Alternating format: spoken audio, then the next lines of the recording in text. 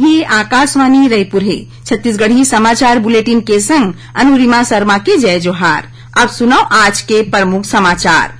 प्रधानमंत्री हा आकाशवाणी ले मन की बात कार्यक्रम में लोगन मन ले योग ला अपनाए और एला अपन दिनचर्या के हिस्सा बनाए के करीन आह्वान।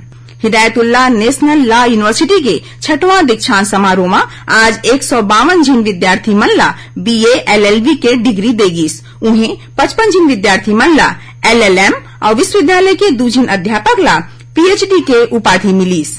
और बीजापुर जिला में पुलिस माओवादी मन के 1 जिन सहयोगी ला करिस गिरफ्तार। 2000 के नोट वाले 10 लाख रुपया नकदी बरामद। अब समाचार विस्तार ले। प्रधानमंत्री नरेंद्र मोदी हा 21 जून के न्यूयॉर्क में संयुक्त राष्ट्र मुख्यालय UNO में अंतर्राष्ट्रीय योग दिवस के मौका में होवैया कार्यक्रम में शामिल हुई। आज आकाशवाणी ले मन की बात कार्यक्रम में ओमन किहिन कि योग दिवस ला लेके जवान लइका मन में भारी उत्साह है। ओमन लोगन मन ले योग ला अपनाए और वेला अपन दिनचर्या के हिस्सा बनाए के आह्वान करीन। मन की बात में प्रधानमंत्री हा आगू किहिन कि भारत हा लोकतंत्र के जननी हरे और देश की जनता हा लोकतंत्र वाले आदर्श ला सबले बड़का मानथे। ओमन किहिन कि संविधाने हा सर्वोच्च होथे और एकरे सेती 25 जून ला कभू नहीं बिसराए जा सके।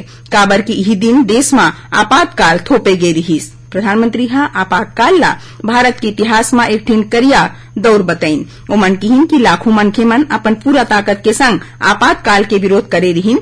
फिर ओ बेरा लोकतंत्र के समर्थक मन पर अत्याचार करेगिस। आपातकाल में पुलिस और प्रशासन के अत्याचार और दंड पर अब्बड़ अकन किताब लिखे गए है। प्रधानमंत्री हा किहिन कि कैच द रेन अभियान के माध्यम ले देश में पानी बचाए यानी जल संरक्षण पर संघरा प्रयास होवत है। ओमन किहिन कि देश के नदिया नरवा और झील हा हमार जल स्रोत भरनोए भल्लू के घर संग हमार जीवन के रंग और हमार भावना जुड़े रही थे। प्रधानमंत्री हा किहिन कि देश ला बछर 2025 तक टीबी बीमारी ले मुक्त करे के लक्ष्य राखे गे है। ओमन किहिन कि ए सोच निक्षय मित्र मन बड़का काम करे हैं। श्री मोदी हा किहिन कि गांव और पंचायत में रहवैया हजारों लोगन मन ए काम बर आगुआ है और वो मन टीबी के रोगी मन ला गोद लेवत है। ओमन यहू किहिन कि जन भागीदारी हा ये अभियान के सबले बड़का शक्ति हरे और एकरे बदौलत देश में अब तक 10 लाख ले ज्यादा टीबी रोगी मन ला गोद ले गे हवै। प्रधानमंत्री हा किहिने कि 20 जून के देश के कई ठिन राज्य मन में भगवान जगन्नाथ के ऐतिहासिक रथ यात्रा मनाए जाही और रथ यात्रा हा एक भारत श्रेष्ठ भारत के भावना ला बताथे। प्रधानमंत्री हा देशवासी मन ले बरसात बेरा अपन स्वास्थ्य के ध्यान राखे और संतुलित आहार लेके अपील करे हैं। उन्हें ओमन पढ़ैया लइका मन ला छुट्टी में मिले अपन होमवर्क ला जल्दी पूरा करे के सलाह घलो दीन है। हिदायतुल्लाह नेशनल लॉ यूनिवर्सिटी के 6वां दीक्षांत समारोह आज नवा रायपुर स्थित IIIT के सभागार में राखे गे रहिस। इस समारोह में कुल 152 जिन विद्यार्थी मन ला BA LLB के डिग्री देगिस। उन्हें 55 जिन विद्यार्थी मन ला LLM और विश्वविद्यालय के 2 जिन अध्यापक ला PhD के उपाधि देगिस। ए मौका में माई पहुना सर्वोच्च न्यायालय के पूर्व न्यायाधीश जस्टिस MR शाह किहिन कि डिग्री लेवैया विद्यार्थी मन अपन जिंदगी के नवा शुरुआत करे बर जात हैं। श्री शाह किहिन कि लीगल प्रोफेशन में खुद ला दूसर ले बेहतर साबित करे बर अपन आप ला मजबूत बनाना पड़थे। संगे चुनौती मन के सामना करत समस्या के समाधान करेला पड़थे। कार्यक्रम ला सर्वोच्च न्यायालय के न्यायाधीश और विश्वविद्यालय के कुलाध्यक्ष न्यायमूर्ति अनिरुद्ध बोस और मुख्यमंत्री भूपेश बघेल घलो संबोधित करीन।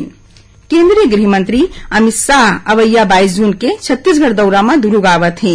ए मौका में श्री शाह जिला के रविशंकर स्टेडियम में जनसभा ला संबोधित करही। ए कार्यक्रम ला लेके भाजपा संगठन के नेता मन सभा स्थल और तैयारी बारे में जायजा लीन। ओमन मंच के आगू में बनैया डोम सेट पार्किंग और VIP एंट्री के मैप तैयार करीन। ए दौरान भाजपा के प्रदेश उपाध्यक्ष और दुर्ग संभाग प्रभारी भूपेंद्र सवन्नी हा किहिन कि केंद्रीय गृह मंत्री अमित शाह के दुर्ग गवई बड़ महत्व वाले है। एक भारत श्रेष्ठ भारत योजना के चलत छत्तीसगढ़ और नागालैंड बीच युवा संगम कार्यक्रम राखे जाथे। एखर चलत नागालैंड के दल हा काली महासमुंद जिला के धार्मिक और पुरातात्विक जगह सिरपुर के दौरा करीन। ए दौरान दल हा लक्ष्मण मंदिर और 1400 बछर जुन्ना प्राचीन बौद्ध विहार ला घूमिन। एखर संगे 7वां शताब्दी में बने पश्चिम मुखी और जुन्ना भारत के सबले ऊंच स्टोन टेम्पल पंचरथ शिव मंदिर के दर्शन घलो दल में आए लइका मन करीन। छत्तीसगढ़ी समाचार बुलेटिन आप मन आकाशवाणी रायपुर ले सुनत हव। छत्तीसगढ़ के खबर ले है आपकी वास्ता और खबर के विश्वसनीयता ले है हमर वास्ता। आकाशवाणी समाचार रायपुर के प्रादेशिक समाचार बुलेटिन के संगे संग हमार समसामयिक कार्यक्रम आप रेडियो के संग अपन मोबाइल में घलो सुन सकत हव। आकाशवाणी समाचार फेसबुक, ट्विटर और यूट्यूब में घलो हावय। हमार फेसबुक पेज हरे Chhattisgarh news on AIR, Twitter handle CGAIR news और हमार यूट्यूब चैनल हरे छत्तीसगढ़ AIR न्यूज। तो अब रेडियो के संगे संग आपके मोबाइल के माध्यम ले हम आप तक पहुंचत हन। छत्तीसगढ़ के हर खबर पर सुनत रहो आकाशवाणी समाचार। अब आगू बढ़बो बाँचे समाचार डहार। अवैया 21 जून के अंतर्राष्ट्रीय योग दिवस के मौका में प्रदेश के शहर और गंवई जगह मन में कई ठिन कार्यक्रम होही। ए बखत एक विश्व एक स्वास्थ्य विषय पर केंद्रित कार्यक्रम होही। ए कार्यक्रम के जरिया ले हर घर आंगन योग के आरो दे जाही। एती राजनांदगांव जिला में मुख्य आयोजन बसंतपुर के कृषि उपज मंडी परिसर में राखे गे हे। योग के तैयारी बारे में नगर निगम ले जरूरी निर्देश दे गे हे। उन्हें गवई जगह मन में जनपद पंचायत के माध्यम ले एखर तैयारी करे जाथे। गांव मन के मुख्य स्थान के संगे संग आंगनबाड़ी केंद्र मन में घलो योगाभ्यास करे जाही। उन्हें केंद्रीय सूचना और प्रसारण मंत्रालय के केंद्रीय संचार ब्यूरो प्रादेशिक कार्यालय रायपुर डहाले काली 19 जून ले 21 जून तक नगर पालिका निगम मंगल भवन बिरगांव में समेकित संचार और लोक संपर्क कार्यक्रम के चलत अंतर्राष्ट्रीय योग दिवस के साथ आजादी का अमृत महोत्सव एकर ऊपर 3 दिन के फोटो प्रदर्शनी राखे जाही। आम नागरिक के चित्र प्रदर्शनी ला बिहनिया 10:30 बजे ले संझा 6:30 बजे तक देख सकत हैं।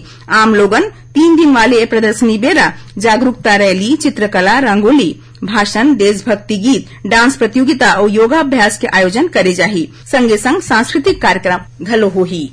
जगन्नाथपुरी असं छत्तीसगढ़ के बस्तर में घलो मनाए जाने वाला ऐतिहासिक गोचा पर्व शुरू हो गए है। काली 19 जून के नेत्रोत्सव पूजा विधान संपन्न हुई। चंदन यात्रा रस्म के संगे रथ यात्रा पर करीबन 25 फीट ऊंच लकड़ी वाले रथ बनाए के काम शुरू हो गए है।